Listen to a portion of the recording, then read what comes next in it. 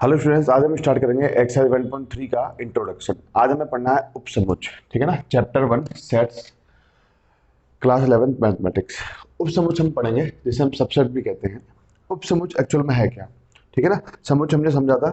उपसमुच को हम एक एग्जाम्पल के रूप में समझेंगे, उसके बाद इसका जो भी डेफिनेशन होगा उसे हम लिखेंगे। तो एग्जाम्पल जैसे हमने ले लिया सेट ए, लेट्स सपोज 1, 2, 3। ठीक है ना। फिर हमने कहा सेट बी इक्वल टू 2, 3। फिर हम कह रहे हैं सी एक सेट है हमारे पास 2, 3, 4। बात क्लियर हुई। और एक सेट डी हमने लिया 1, 2, 3, 4, 5। तो अब हम बात कर रहे हैं उपसमुच की या सबसेट की। उपसमुच या सबसेट। सबसेट देखो ध्यान से कि बी में जितने भी एलिमेंट्स हैं, क्या वो ए में भी हैं? बी में एलिमेंट कितने हैं? 2, 3। क्या ये दोनों एलिमेंट ए में प्रेजेंट हैं? 2, 3 हाँ प्रेजेंट हैं। अगर प्रेजेंट हैं तो मैं बी को क्या बोलूंगा? एक सबसेट बोलूंगा ए का। बी ए का उपसमुच्चय है। क्या बोलेंगे? B is a subset, subset of A. B को क्या बोलेंगे? ए का उपसमुच्चय या सबसेट बोलेंगे। क्यों? क्योंकि बी के अंदर जितने भी एलिमेंट्स थे वो सभी कहां प्रेजेंट हैं? सेट ए में भी हैं। तो बी क्या हो जाएगा? ए का उपसमुच्चय, एक छोटा रूप हो जाएगा।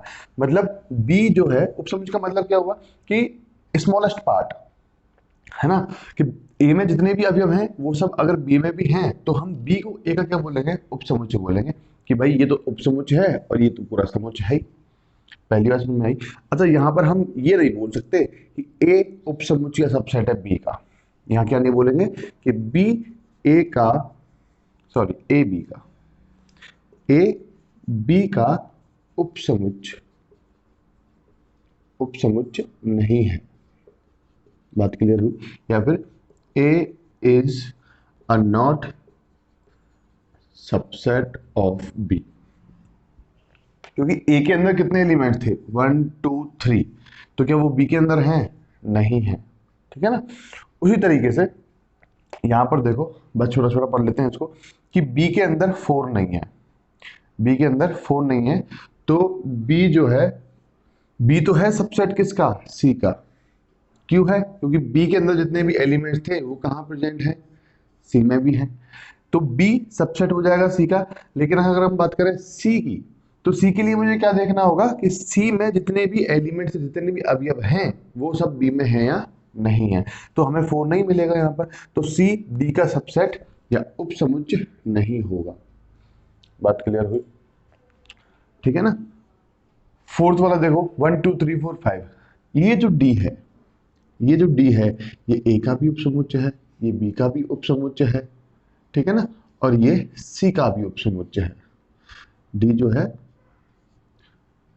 डी, इन डी के लिए ये सभी क्या है? उपसमुच्चय हैं। देखो ए के अंदर क्या 1, 2, 3 इसके अंदर है, बी के अंदर क्या 2, 3 इसके अंदर है, सी के अंदर क्या 2, 3, 4 और 2, 3, 4 भी इसके अंदर है।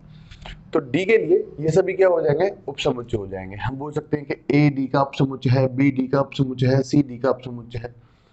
लेकिन डी नहीं होगा इनका उपसमुच्चय। डी ए का उपसमुच्चय नहीं होगा, डी बी का उपसमुच्चय नहीं होगा और डी सी का उपसमुच्चय नहीं होगा। क्यों नहीं होगा? क्योंकि इसके अंदर ना तो 5 आ रहा है ना 1 आ रहा है। इसके अंदर 1 नहीं आ रहा, 4 नहीं आ रहा, 5 नहीं आ रहा। तो डी को उपसमुच्चय बोल ही नहीं सकते इसका। ठीक है ना। जो छोटा सेट होगा वो उपसमुच्चय होगा। हमेशा हम समझना चाह रहे हैं इससे कि जो छोटा सेट है वो उपसमुच्चय हो सकता है अगर वो एलिमेंट उस सेट के अंदर हैं तो। बात क्लियर हुई? तो ये हमने निकाला। ठीक है ना। उपसमुच्चय क्या होता है? ऐसा समुच्चय, उपसमुच्चय क्या होता है कि ऐसा समुच्चय, ऐसा समुच्चय जिसके प्रत्येक अवयव दूसरे सेट में उपस्थित हो, तो वो सेट उस सेट का उपसमुच्चय कहलाता है। इसे डेफिनेशन के रूप में लिखेंगे अभी। तो अगर कॉपी करना चाहें तो कॉपी करेंगे इसको। ठीक है। तो डेफिनेशन देखेंगे इसकी। क्या कह रहा है कि समुच्चय, समुच्चय ए के प्रत्येक अवयव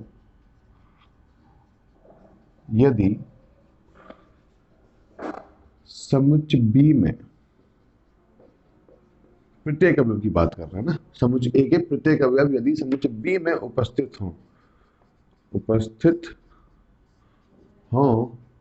तो समुच्चय ए बी का उपसमुच्चय कहलाता है।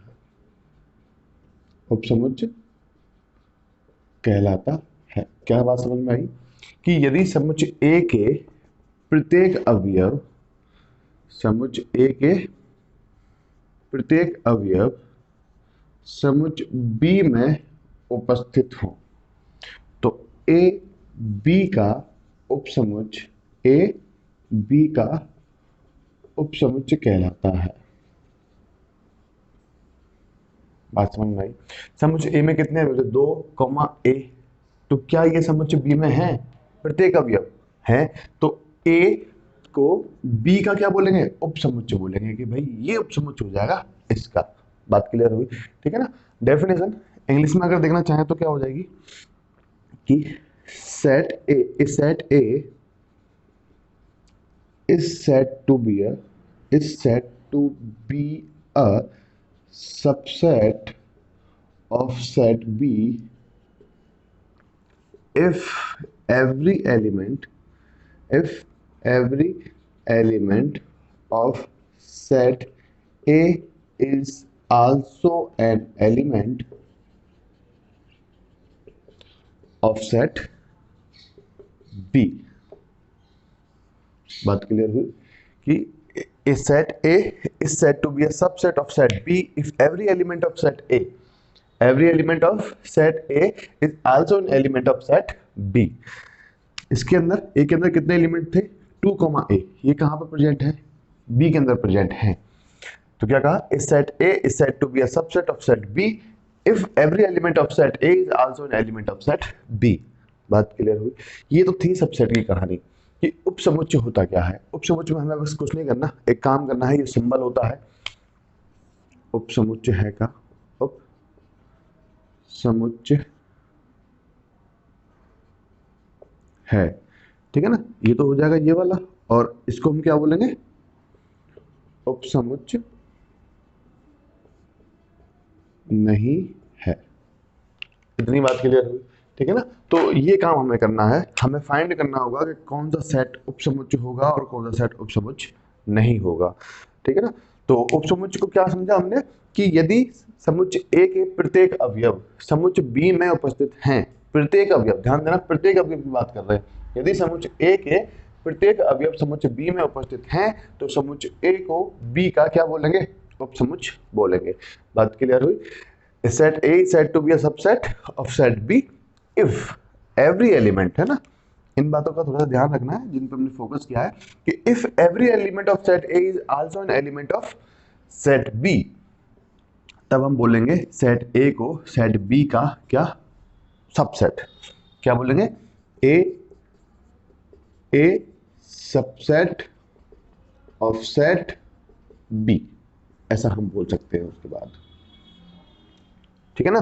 सो कॉपी करेंगे इसको, उसके बाद नेक्स्ट एग्जांपल देखते हैं। सो नेक्स्ट हम देखेंगे एग्जांपल नंबर 9। मैंने बोर्ड पे लिख दिया है और मैं पढ़ भी रहा हूँ। कह रहा है कि नीचे लिखे समुच्चयों पर विचार कीजिए। हमें phi A B C given है और उसने कहा कि प्रत्येक समुच्चय युग्म के बीच सही प्रतीक उपसमुच्चय या उपसमुच्चय नहीं है, भरिए। ठीक है ना। तो कह रहा है कंसीडर द सेट, ये सेट हमें दे रखे हैं, इंसर्ट द सिंबल सबसेट और does not subset between each of following pair of sets. ठीक है ना। तो सबसे पहला हमें गिवन है फाई स्पेस बी। ठीक है ना। सेकंड हमें गिवन है ए स्पेस बी, ये आप फिल कर सकते हो खुद से, फिर भी एक बार अगर समझ लेंगे, समझ में नहीं आया है तो सी, एंड फोर्थ बी स्पेस सी, ऐसा उसने हमने कहा। और हमारे पास ये दो सिंबल है, इनका हमें यूज करना है इसके बीच में। बात क्लियर हुई? ठीक है ना। तो बहुत ही ध्यान से और समझते हुए इसको चलेंगे। देखो फर्स्ट जो है, फर्स्ट क्या कह रहा है? फाई, और फाई हमने समझा क्या होता है? नल सेट, नल सेट या रिक्त समुच्चय। ठीक है ना, रिक्त समुच्चय। ये जो फाई है ये किसी भी सेट का है ना, कोई भी सेट हो, कोई भी सेट, कोई भी सेट या कोई भी समुच्चय, यहां हम कह रहा हूं कोई भी समुच्चय या एनी सेट के लिए ये जो होता है फाई, ये एक सबसेट होता है। क्या होता है भाई? सबसेट या उपसमुच्चय होता है। क्या समझे? कि आपके पास कोई भी सेट है, मान लो कि ए आपके पास है, उनमें से ना होते हुए इधर है आपके पास ए बी सी, तो फाई जो है वो सबसेट होगा ए का। फाई किसी भी सेट का एक सबसेट होगा। फाई जो एक रिक्त समुच्चय है जिसके अंदर एक भी अवयव उपस्थित नहीं होता है, वो हर सेट का एक उपसमुच्चय होता है। ये हमें ध्यान रखना है, ठीक है ना। फाई जो नल सेट रिक्त समुच्चय जिसे हम कहते हैं, वो किसी भी समुच्चय का क्या होता है भाई? उपसमुच्चय होता है। किसी भी समुच्चय का उपसमुच्चय होता है, ये हमें याद रखना है, ठीक है ना। ये हमें याद रखना है कि फाई एक सबसेट होता है एनी सेट के लिए। बात क्लियर हुई? ठीक है, तो यहां आ जाओ। फर्स्ट कह रहा है phi space B, yes phi दिखा सबसेट होगा। बात क्लियर हुई? Next A space B. अच्छा, ए के अंदर एलिमेंट है 1,3, बी के अंदर 3 नहीं है, यहां पर 3 नहीं है। अगर ए का एलिमेंट बी में नहीं है तो ए बी का सबसेट या उपसमुच्चय नहीं होगा, तो यहां आ जाएगा सबसेट नहीं है। ए स्पेस सी। अच्छा, ए और सी को देखो, क्या 1,3 सी के अंदर उपस्थित हैं? हाँ उपस्थित हैं। तो ए को सी का क्या बोलेंगे? सबसेट। भाई ये छोटा हो जाएगा, ये सबसेट हो जाएगा, उपसमुच्चय हो जाएगा। ये समुच्चय है, ये उपसमुच्चय है, इसका उपसमुच्चय है, क्योंकि जो एलिमेंट ए के अंदर है वो एलिमेंट कहाँ है? सी के अंदर भी है। तो ए को सी का क्या बोलेंगे? सबसेट बोलेंगे। ध्यान रखना, सी में और सबसेट में थोड़ा सा डिफरेंस है ना। फिर कहा बी स्पेस सी। अच्छा, बी के अंदर देखो 159, यहां देखो 1 भी है हमारे पास, 5 भी हमारे पास और 9 भी है हमारे पास। तो जितने एलिमेंट इस बी के अंदर उपस्थित हैं वो सभी कहाँ उपस्थित हैं? सी के अंदर भी उपस्थित हैं। तो क्या बोलेंगे कि बी जो है वो सबसेट हो जाएगा किसका? सेट सी का। तो इस तरीके से हमें इनको फिल करना है। बस इसके बारे में हमें थोड़ी सी नॉलेज रखनी होगी कि फाई जो होता है वो किसी भी सेट के लिए एक सबसेट या उपसमुच्चय होता है। बात क्लियर हुई? ठीक है ना। सो कॉपी करेंगे इसको, इसके बाद देखते हैं नेक्स्ट एग्जांपल। सो नेक्स्ट देखेंगे एग्जांपल नंबर 10। एग्जांपल नंबर 10 कह रहा है कि मान लीजिए ए, इसके अंदर हमें एलिमेंट दे रखे हैं A E I O U comma B A B C D. क्या ए बी का एक उपसमुच्चय है? नहीं, तो क्यों? उसने पूछा, ठीक है ना। फिर क्या पूछ रहा है वो? Is set B a subset of A? क्या ए बी का उपसमुच्चय है? नहीं, तो क्यों? यहां से पूछा है कि B is B A subset of A, वहां पूछा है is A A subset of B. तो इसका मतलब क्या समझे, हमें ये फाइंड करना है कि ए बी का एक उपसमुच्चय है या नहीं, और ए बी का उपसमुच्चय है या नहीं। तो दोनों में ही हमें निकालना होगा कि ए उपसमुच्चय है बी का, ये हमें चेक करना होगा, और बी उपसमुच्चय है ए का, ये हमें चेक करना होगा। अगर नहीं है तो क्यों, वो हमें बताना है। बात क्लियर हुई? ठीक है ना। तो देखेंगे ध्यान से, इजी क्वेश्चन है, इतना कोई टफ नहीं है, इसमें सॉल्यूशन नहीं गिवन है आपको, और उसका रीजन यही है कि ये क्वेश्चन आपको ही करना है। सो सॉल्यूशन में सबसे पहले आप दोनों सेट लिख लेंगे। सेट ए आपको गिवन है ए ई आई ओ यू, ठीक है ना, और सेट बी में आपको गिवन है ए बी सी डी। तो हम चेक कर रहे हैं सबसे पहले कि ए सबसेट ऑफ बी। तो देखो क्या होगा, ए का ए कितना है? ए ई आई ओ यू, ये सबसेट होगा क्या? ए बी सी डी का। देखो ध्यान से, होगा नहीं होगा? नहीं होगा। क्यों नहीं होगा? हम क्या कह रहे हैं? ए सबसेट नहीं है बी का। A is not a subset of B, या ए बी का उपसमुच्चय नहीं है। नहीं है। अच्छा, क्यों नहीं है? क्यों नहीं है? क्योंकि ए के समुच्चय ए के प्रत्येक अवयव समुच्चय डी में उपस्थित नहीं है, उपस्थित नहीं है। कौन कौन से? देखो, क्या यहां पर ए है तो यहां पर ए है, यहां पे ई है तो यहां पर ई नहीं है, समझ में आई ना बात? यहां पे आई है तो यहां पर भी आई नहीं है, ठीक है ना? ओ नहीं है, यू नहीं है, सिर्फ ए है। यहां पर क्या है? सिर्फ ए हमें मिल रहा है, बाकी और इतने एलिमेंट इस सेट बी के अंदर है ही नहीं, तो ए बी का सबसेट नहीं होगा, ठीक है ना? इसी तरीके से हम लिख सकते हैं कि बी ए का सबसेट नहीं है। क्या बोल सकते हैं कि बी जो है वो ए का सबसेट नहीं है। और क्यों नहीं है? तो उस समय पे यहाँ पर अरेंजमेंट क्या हो जाएगा? जैसे हम लिखेंगे बी सबसेट ऑफ ए, तो क्या बोलेंगे? सबसे पहले बी के एलिमेंट्स आ जाएंगे, ठीक है ना बात? और उसके बाद में ए के आ जाएंगे, ए ई आई ओ यू, इस तरीके से। तो क्लियरली दिखाई दे रहा है कि इसमें ए है तो इसमें है, बाकी ये एलिमेंट्स इसके अंदर नहीं है। तो यहाँ पर भी बी ए का उपसमुच्चय या सबसेट नहीं होगा, ठीक है ना? उसका रीजन यही बोल सकते हैं हम कि समुच्चय बी के प्रत्येक अवयव समुच्चय ए में उपस्थित नहीं है, या every element of set B does not present in set A. बात क्लियर हुई, ठीक है ना? तो इस तरीके से हमें इसको सॉल्व करना है, कॉपी करेंगे इसको। सो नेक्स्ट हम देखेंगे एग्जांपल नंबर 11। बहुत अच्छा क्वेश्चन है ये, ठीक है ना? बहुत कुछ सीखने को मिलेगा इस क्वेश्चन से, तो बहुत ही ध्यान से हम इसको समझेंगे, ठीक है ना? कह रहा है कि let A B and C be three sets, ठीक है ना? If A belongs to B, इन बातों पे थोड़ा सा फोकस करेंगे और इनका मीनिंग भी बहुत गहरा है। तो क्या कहा उसने कि ए बिलोंग्स टू बी, ठीक है ना? फिर कह रहा है कि B subset of C and B subset of C, is it true that A subset of C? ये हमें फाइंड करना है। उसने कहा if not give an example. Example तो हम वैसे भी देंगे, एग्जांपल से सॉल्व करेंगे इसको। तो वापस पढ़ेंगे। कह रहा है कि मान लीजिए ए बी और सी तीन समुच्चय हैं, मान लिया हमने।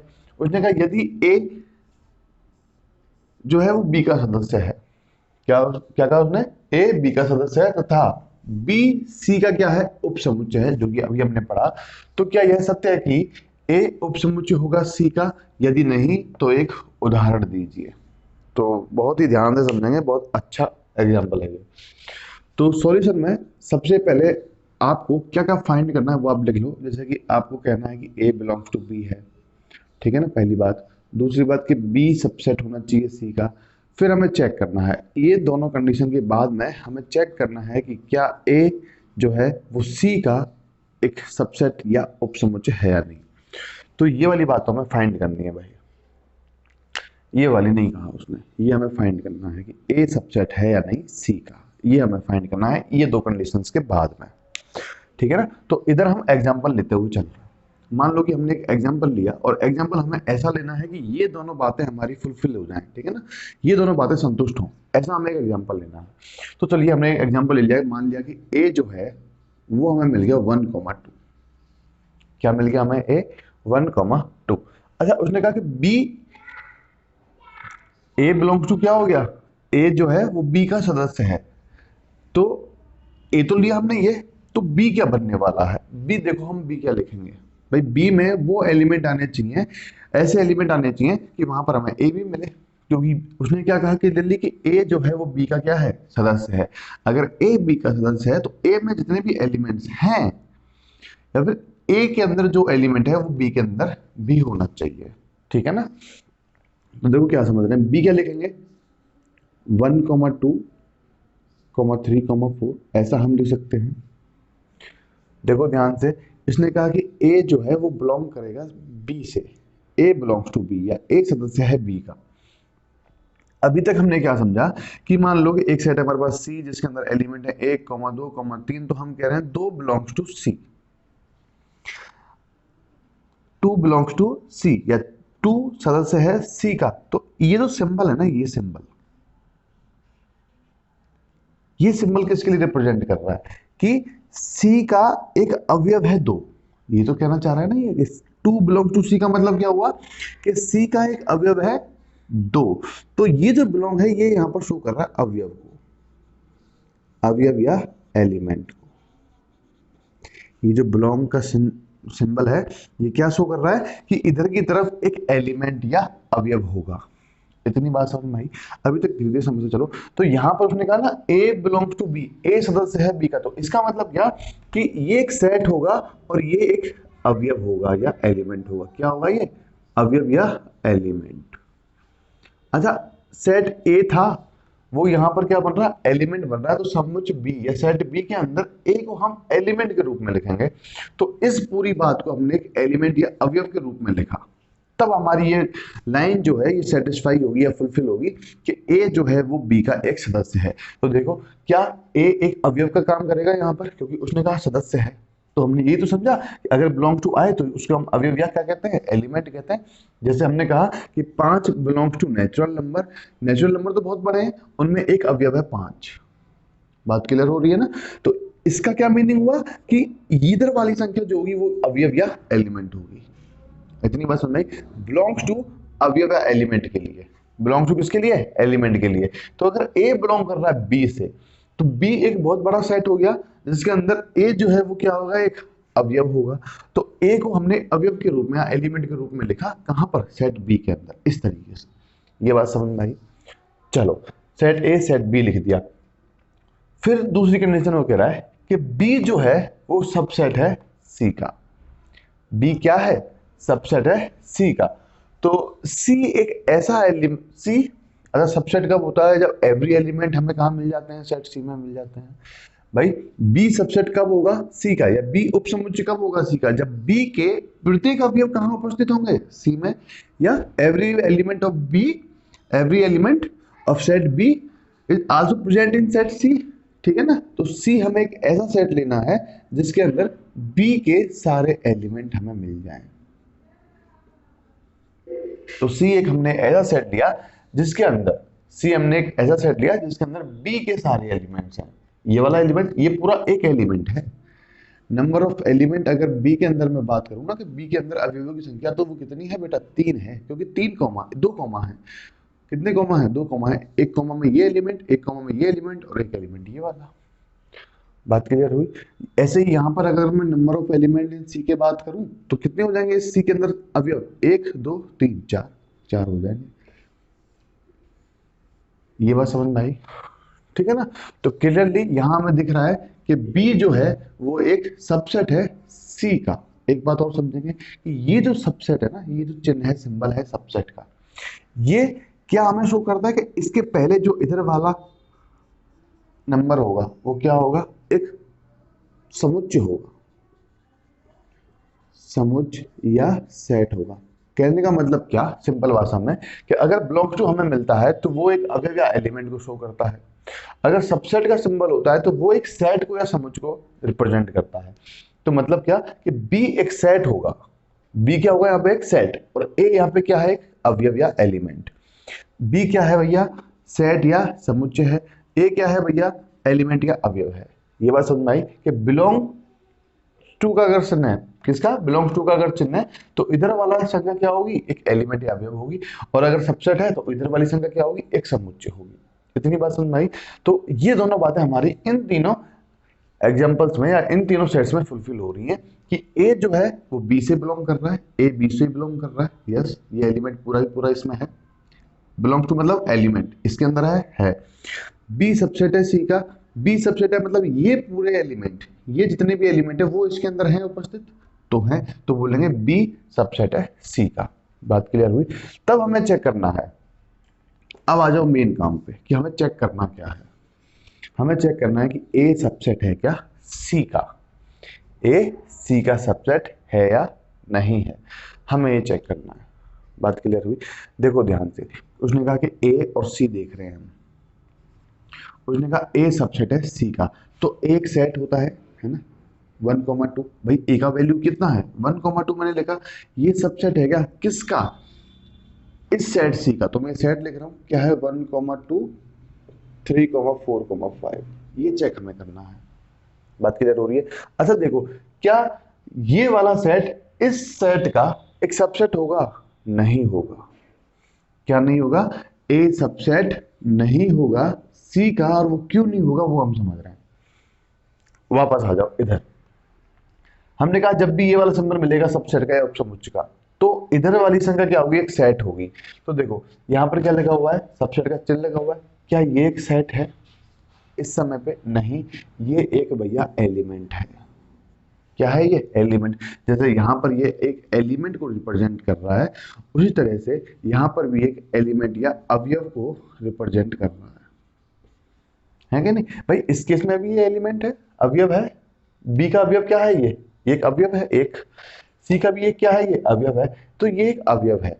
और जब हम सबसेट की बात करते हैं तो हमें इधर क्या चाहिए? सेट चाहिए, अवयव नहीं चाहिए, हमें एलिमेंट नहीं चाहिए। अच्छा सर ये सेट कब बनता? ये सेट तब बनता बेटा जब ये करली ब्रैकेट के अंदर बंद होता, क्योंकि हमने कहा था कि जितने भी एलिमेंट होते हैं वो किसके अंदर होते हैं? करली ब्रैकेट के अंदर होते हैं। तो यहाँ पर ये तो एलिमेंट ही है, ये सेट थोड़ी ना है। क्या है? ये एलिमेंट है। देखो ध्यान से, ये वाला एलिमेंट यहाँ है, ये सेट कब बनता? ये सेट कब बनता? जब ये वाला एलिमेंट करली ब्रैकेट के अंदर बंद होता। ये वाला एलिमेंट किसके अंदर बंद होता? करली ब्रैकेट के अंदर बंद होता। तब इस कंडीशन में मैं बोल सकता था क्या कि ए जो है वो एक सबसेट है सी का, अगर मुझे इस तरीके से मिलता। लेकिन मुझे मिल किस तरीके से रहा है? इस तरीके से, क्योंकि ए जो था उसका वैल्यू क्या है? वो ये है। और यहां पर इस सेट सी के लिए ए क्या है? एक एलिमेंट है। भाई मैं इस सी को ऐसे भी लिख सकता हूं ना कि ए 3 4 5, ए क्या है? सेट ए, जिसका एलिमेंट क्या है? ये। तो ये लिख दो वापस यहाँ पे 1,2। ये आपके लिए समझाने के लिए, वैसे ऐसा कुछ करना नहीं है, आपको बस समझ में आना चाहिए कि हम कहना क्या चाह रहे हैं। हम कहना चाह रहे हैं कि जब भी बिलोंग्स टू का सिंबल मिलेगा तो मैं एक एलिमेंट या अवयव की बात करूंगा, और जब भी मुझे एक सबसेट का सिंबल मिलेगा तो मैं उपसमुच्चय या सेट की बात करूंगा।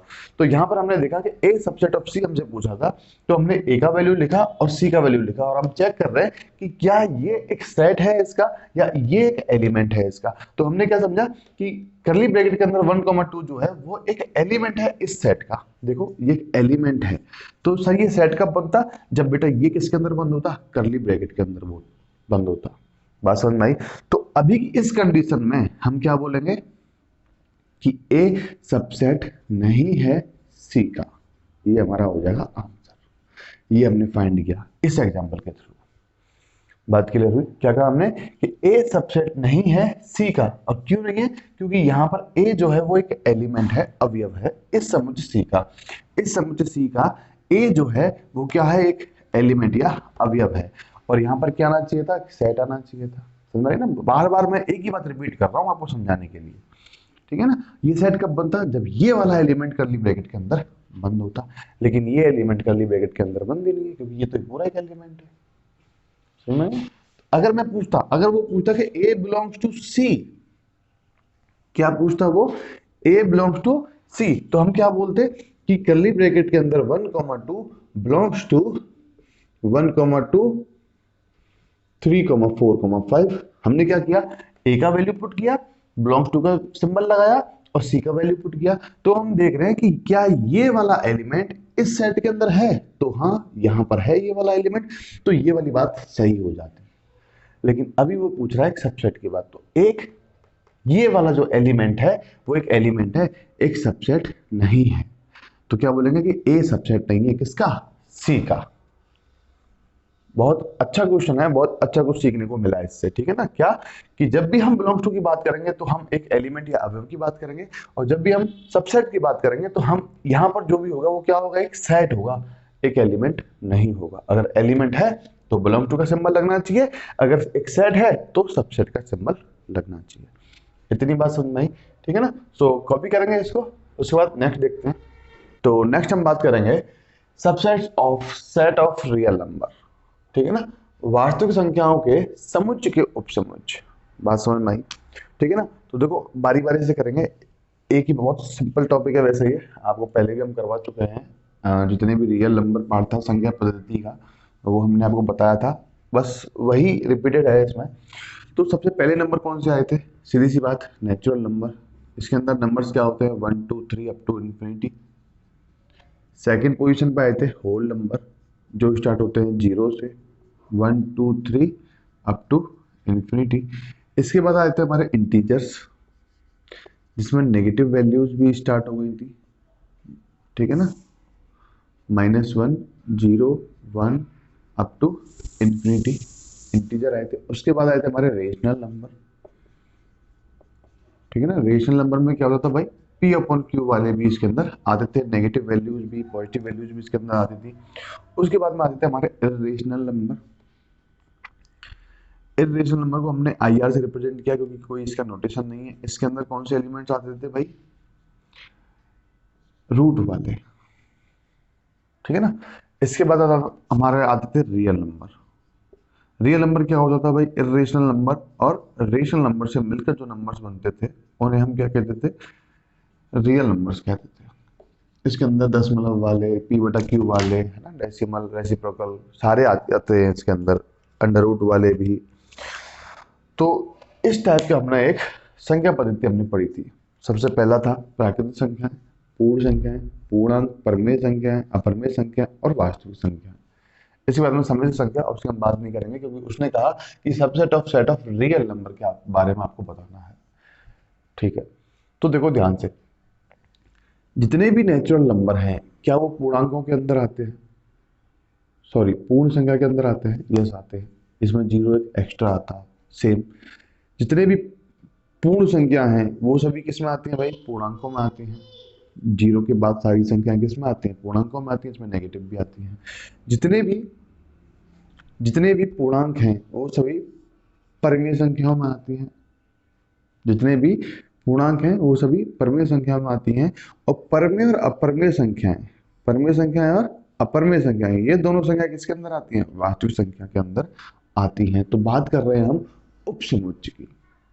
किसकी कर रहे हैं, उपसमुच्चय की। तो देखो एक चेन बन जाएगी, नेचुरल नंबर एक सबसेट है होल नंबर का, ये एक सबसेट है किसका, पूर्णांकों का या इंटीजर्स का, ये एक सबसेट है रेशनल नंबर का, ठीक है ना। Rational number plus irrational number ये सभी सबसेट है किसके, रियल नंबर के।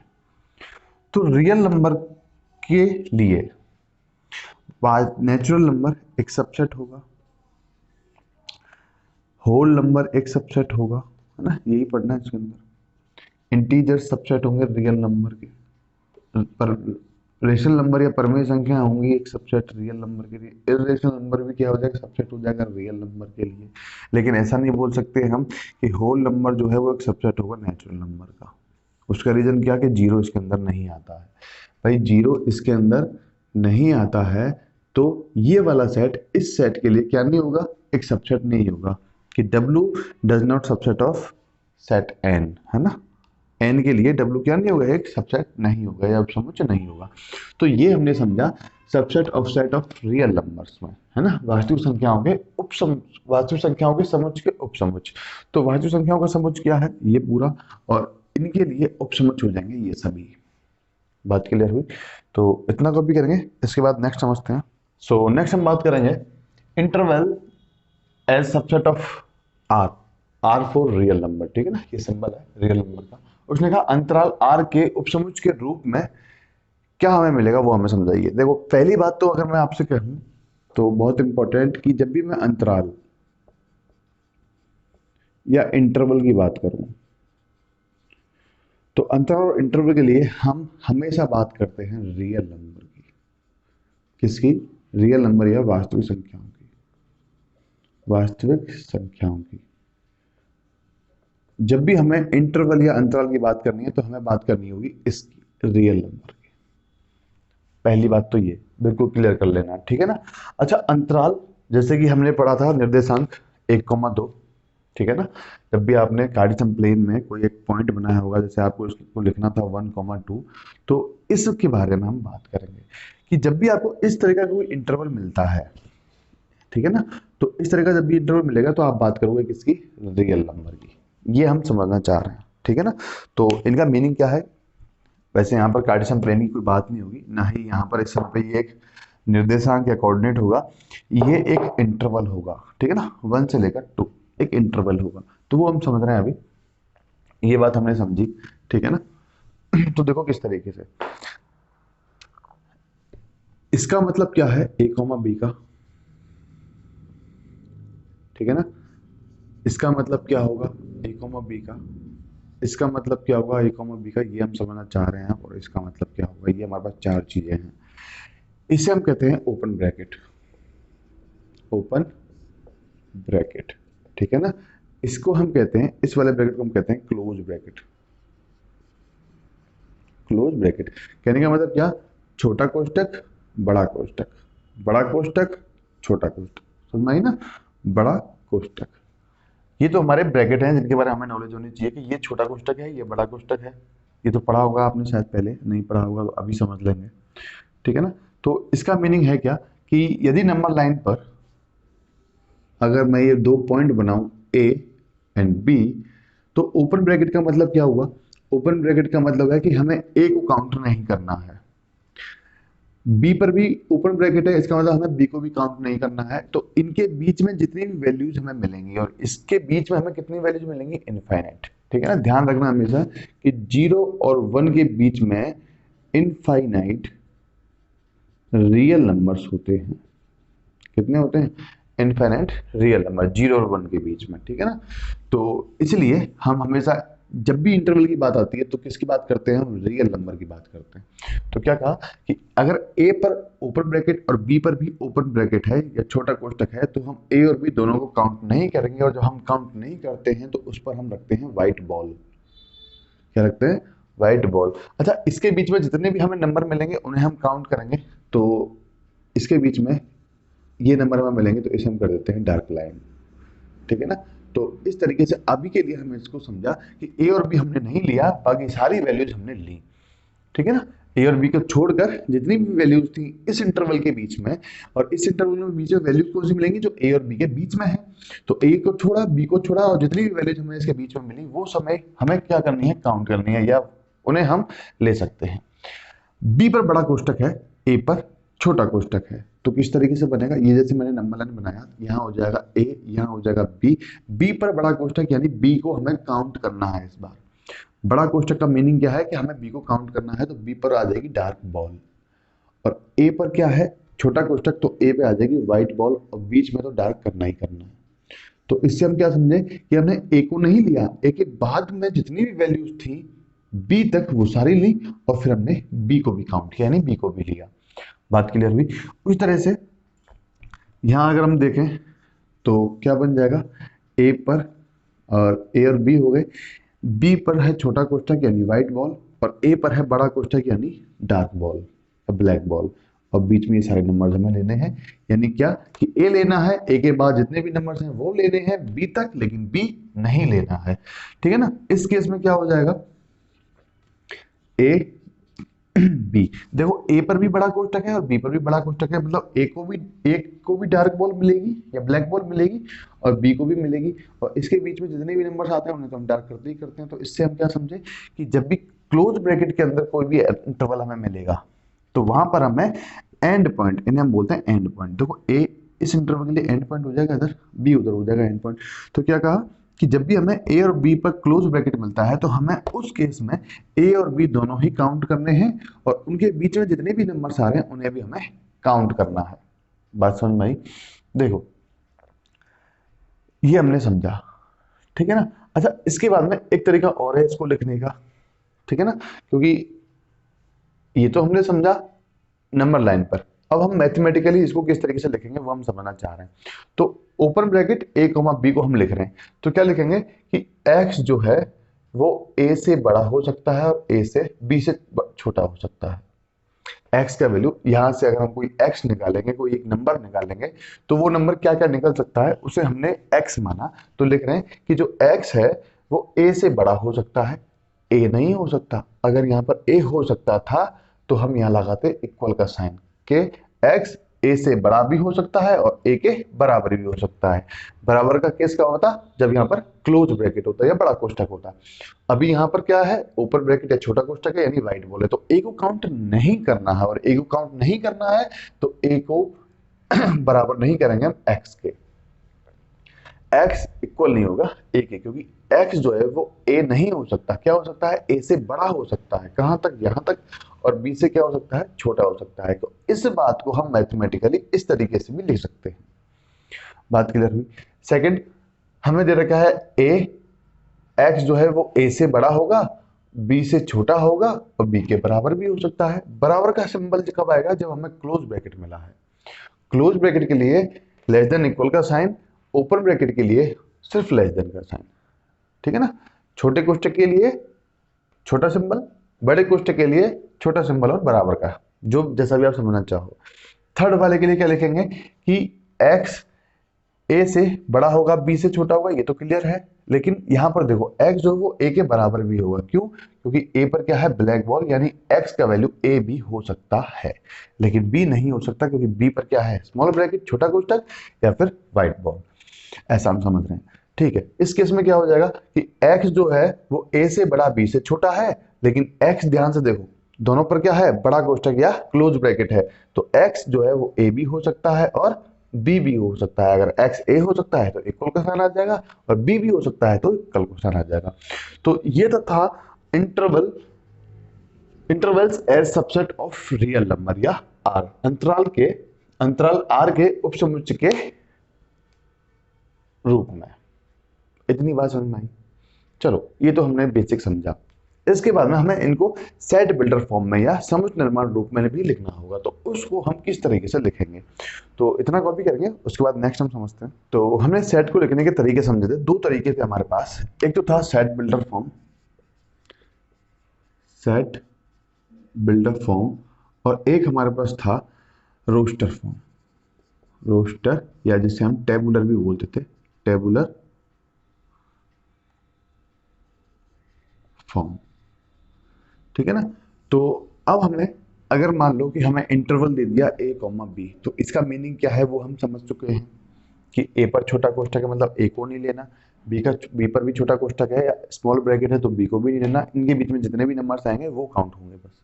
ठीक है ना। तो सेट बिल्डर फॉर्म में हमें इसको लिखना होगा। अभी ये कौन सा रूप दे रखा है हमें? रोस्टर फॉर्म या टेबुलर फॉर्म हमें गिवन है। तो सेट बिल्डर फॉर्म किस तरीके से लिखेंगे वो हम समझ रहे हैं।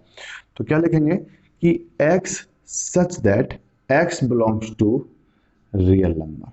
पहली बात तो ये, हमने एक x एक एलिमेंट माना, इसे हम लिखते थे सेट बिल्डर फॉर्म में, ऐसे लिखते थे ना समुच्चय निर्माण रूप में कि x इस प्रकार है कि x सदस्य है वास्तविक संख्याओं का। ठीक है ना। तो क्या बोला? x such that x belongs to real number, क्योंकि जब भी इंटरवल की बात होगी तो किसकी बात होगी? रियल नंबर की। और क्या लिखेंगे? And x greater than a less then b। बस बात खत्म। इस वाली बात को हमने सेट बिल्डर फॉर्म में इस तरीके से लिखा, या समुच्चय निर्माण रूप में इस तरीके से लिखा। तो क्या पढ़ेंगे कि x इस प्रकार है, x वास्तविक संख्याओं का सदस्य है और x a से बड़ा b से छोटा है। बात खत्म। यहां पर इसको किसमें लिखा हमने? सेट बिल्डर फॉर्म या समुच्चय निर्माण रूप में। सारे लिखने हैं, इसी तरीके से आपको क्वेश्चन भी मिलेंगे। ठीक है ना। मान लो b पर क्लोज ब्रैकेट है तो क्या लिखेंगे? x such that x belongs to real number and. इतनी बात तो सब में सेम चलनी है। उसके बाद में क्या हो जाएगा कि x greater than a and less than equal to b। Less than equal का साइन आएगा, क्यों? क्योंकि b पर क्या है? क्लोज ब्रैकेट या बड़ा कोष्ठक। तो a पर क्या आ जाएगा? बराबर का चिन्ह नहीं आएगा, बराबर का सिंबल यहां नहीं आएगा, b पर आएगा। b पर क्या है? क्लोज ब्रैकेट है। तो इस तरीके से लिखा कि x greater than a but less than equal to b। ठीक है। इस वाले केस में क्या लिखेंगे? देखो, ये बात तो सेम चलेगी कि x इस प्रकार है, x सदस्य है वास्तविक संख्याओं का, और x जो है वो greater than equal to a है, क्योंकि a पर क्या है? Close bracket. तो x का वैल्यू a से बड़ा भी हो सकता है और a भी हो सकता है। क्या b हो सकता है? नहीं। तो क्या हो सकता है? b से छोटा हो सकता है, लेकिन b नहीं हो सकता। इस वाले केस में लास्ट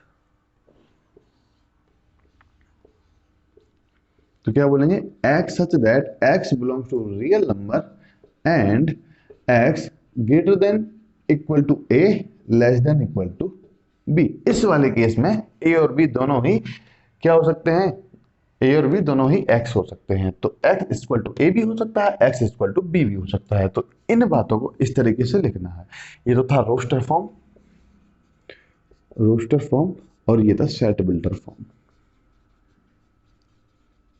ठीक है ना। अब आपको ऐसा भी हो सकता है कि आपको सेट बिल्डर फॉर्म गिवन हो तो आपको वापस क्या लिखना है? रोस्टर फॉर्म लिखना है। तो यहां से आप वो भी लिख सकते हो। चेक क्या करना है? तो ये तो रियल नंबर मिलेंगे सारे। चेक क्या करना है? ये अब देखो a पर इक्वल का साइन नहीं है, मतलब a पर छोटा कोष्ठक, बी पर इक्वल का साइन नहीं है मतलब बी पर भी छोटा कोष्ठक। इधर आ जाओ, ए पर इक्वल का साइन नहीं है तो ए पर छोटा कोष्ठक, बी पर इक्वल का साइन है तो बी पर क्या लगा देंगे, बड़ा कोष्ठक।